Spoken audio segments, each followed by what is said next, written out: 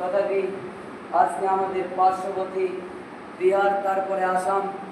এই আসাম আমাদের একটি ভারতবর্ষের অঙ্গরাজ্য, যে রাজ্যের পরিস্থিতি এখন আমাদের ভয়ানক পরিস্থিতি চলছে। এমন পরিস্থিতি চলছে যে ঘর বাড়ি ভিটা, মসজিদ, মাদ্রাসা, আপনার মন্দির, গির্জা যা থাকে সবকে ধ্বংস করে সরকারের আয়ত্তে নিয়ে আসার চেষ্টা করছে, বা অলরেডি বাড়িঘরগুলোকে ভেঙে দিয়ে মানুষকে রাস্তায় তাঁবু বেঁধে থাকার মতো করে এই সুযোগটা করে দিয়েছে একমাত্র আমাদের ভারতবর্ষের ভিতরে একটি অঙ্গরাজ্য, যার নাম আসাম। আমি সামান্য এইটুকু দিয়ে তাকে তো জীবনে মেরে ফেলছে না, তাকে হত্যাও করছে না, তাকে মার্ডারও করছে না, শুধু তার কাছ থেকে তার জমি জায়গা, টাকা পয়সা, অর্থ সম্পদ, ব্যাংক ব্যালেন্স সবকে তার কাছ থেকে কেড়ে নিচ্ছে। এর কারণে দেখা যাচ্ছে অনেক লোক দেখছি স্ট্রোক হয়ে মারা যাচ্ছে, অনেক লোক দেখছি হার্টের প্রবলেম হয়ে যাচ্ছে, অনেক লোক দেখছি হাসপাতালে ভর্তি। কেউ বা কেউ কোটি কোটি টাকার সম্পদ তৈরি করেছে, তাদের মৃত্যু ছাড়া আর অন্য কিছু নাই, তাই তারা সুসাইড করছে বা মৃত্যুবরণ করছে। এই যে সামান্য একটু জিনিস, যেই জিনিসটা তার জমিনে আছি আর আমার কাছ থেকে ছিনিয়ে নিল, আমি তার জায়গাতে আছি, আমার প্রাপ্য আমি কষ্ট করে কিনেছি আর আমার কাছ থেকে সে নিল। আমি যাকে ভোট দিয়ে পাস করিয়েছি, যার ভোটে সরকার হয়েছি আমি, আর যে আমাকে ভোট দিয়ে গঠন করেছে আমি আবার তাকে ছুঁড়ে ফেলছি।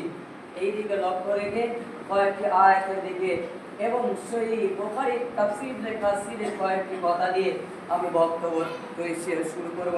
সেটা কি, যে সামান্য অল্প ক্ষণস্থায়ী জীবন, যে জীবনটার কারণে আমরা সুসাইড করছি বা মারা যাচ্ছি, শুধু একটাই চিন্তা কি, তুমি আর আমি কষ্ট করে জমি করেছি, ডকুমেন্টস তুমি যদি না দিতে পারো, আজ থেকে 1975 সালের ডকুমেন্টস তারা দিতে পারেনি, বা 75 থেকে 80 ডকুমেন্টস তারা দিতে পারেনি, আমরাও দিতে পারবো না।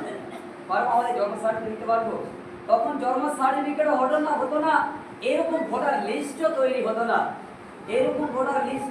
হতো না, জন্ম সার্টিফিকেট, রেশন কার্ড, আধার কার্ড, আপনার ভোটার কার্ড কোনো কিছুই হতো না। হতো 1990 এর পর থেকে বা 87 থেকে চালু করে এই দিকে তারপরে আসতে আরম্ভ হলো। এই আপনার 1997 সাল থেকে জন্ম সার্টিফিকেট তৈরি হলো। এখন অনলাইনে চালু হয়েছে আপনার 2005 সাল থেকে। এখন আমি কয়েকটি কথা বলি, আগের ডকুমেন্টস পাবে কোথায়? আগে যারা ছিল বড় লোক, কোটিপতি, তাদের বাড়িতে দিনমজুরি কর্মচারী অনেক গরিব লোক খেটেছে, তাদের 101 কাঠাও জমি ছিল না, মানুষের জায়গায় বসবাস করেছে, করেনি? মানুষের জায়গায় বসবাস করেছে, যাদের জায়গায় বসবাস করেছে ওরা ডকুমেন্টস পাবে কোথায়? দলিল পাবে কোথায়? পাবে না, তাদের দেওয়া অসম্ভব হয়ে যাবে। তাই এখন এত টাকা, কোটি কোটি টাকা যে সম্পত্তি তৈরি করেছে, সব সম্পত্তি অবৈধ। সরকার কোনো প্রবেশ বলে ঘোষণা করে চালিয়েছে, তাদেরকে রাস্তার পথে নামিয়েছে। এবার সামনে এই বক্তব্যের কয়েকটি কথার ভিতরে কয়েকটি কথা বলি,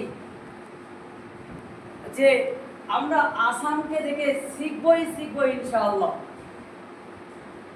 আমরা আসামকে দেখে শিখবো। আপনি ভাবছেন আমার 75 সালের ডকুমেন্টস আছে, আপনি ভাবছেন 70 সালের ডকুমেন্টস আছে, আমার দলিল আছে।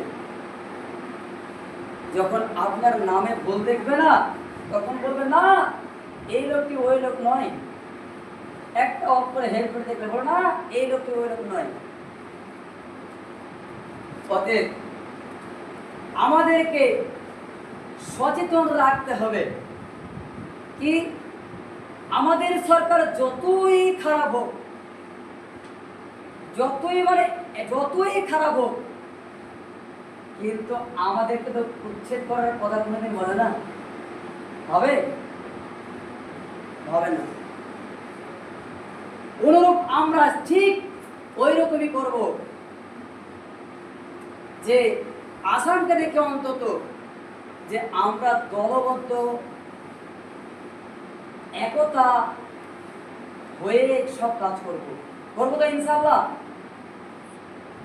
একদা আমার তোমার গন্ডগোল মারামারি পিটাপিটি সব আছে, সব গন্ডগোল আছে, কিন্তু এই গন্ডগোলটাকে ভোটার জায়গায় ইস্যু করিও না।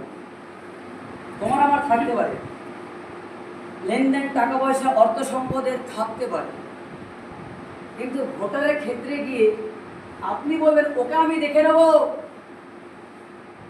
উনি বলবেন ওকে আমি দেখে নেবো, ফের আমাকে জিততে দাও। খবরদার, এই কাজটা কিন্তু করো না। মনে হল একবার সবসময় তো মোবাইল দেখছেন, ফেসবুক ইউটিউব দেখেন না, কি অবস্থা, ছেলে মেয়ে আবি যাবি কি যে অবস্থা, কি করে খাচ্ছে আল্লাহ আল্লাহ, আল্লাহই ভালো জানে। একটা কথা বলি, আপনার বাড়ি যদি ভাঙে, আপনার মসজিদ যদি ভেঙে দেয়, আপনার কবরস্থান যদি ভেঙে দেয়, আপনার ঈদগাহ যদি ভেঙে দেয়, সব মাটিকে যদি নিয়ে নেয়, আপনি বলুন তো আপনার গায়ে কত জ্বালা হবে